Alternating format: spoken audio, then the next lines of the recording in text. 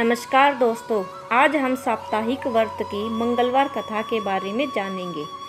एक समय की बात है, एक ब्राह्मण दंपत्ति की कोई संतान नहीं थी, जिस कारण वह बेहद दुखी थे।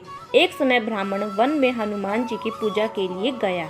वहां उसने पूजा के साथ महावीर से एक पुत्र की कामना की। घर पर उसकी स्त्री भी पुत्र की प्राप्ति के लिए मंगलवार का व्रत रखती थी। वह मंगलवार के दिन व्रत के अंत में हनुमान जी को भोग लगाकर ही भोजन करती थी।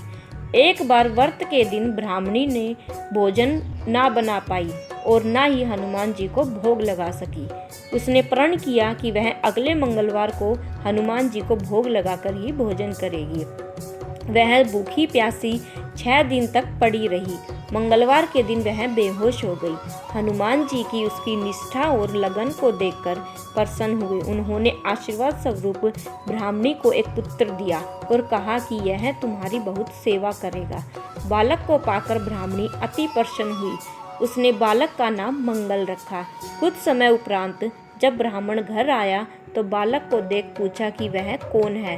पत्नी बोली कि मंगलवार व्रत से प्रसन्न होकर हनुमान जी ने उसे यह बालक दिया है। ब्राह्मण को अपनी पत्नी की बात पर विश्वास नहीं हुआ। एक दिन मौका देख ब्राह्मण ने बालक को कुएं में गिरा दिया। घर पर लौटने पर ब्राह्मणी ने पूछा कि मंगल कहाँ है। तभी पीछे से मंगल मुस्कुरा कर आ गया। उसे वापस आकर देख ब्राह्मण आश्चर्यचकित रह गया। रात को हनुमान जी ने उसे स्वप्न में दर्शन दिए और बताया कि यह पुत्र उसे उन्होंने दिया है।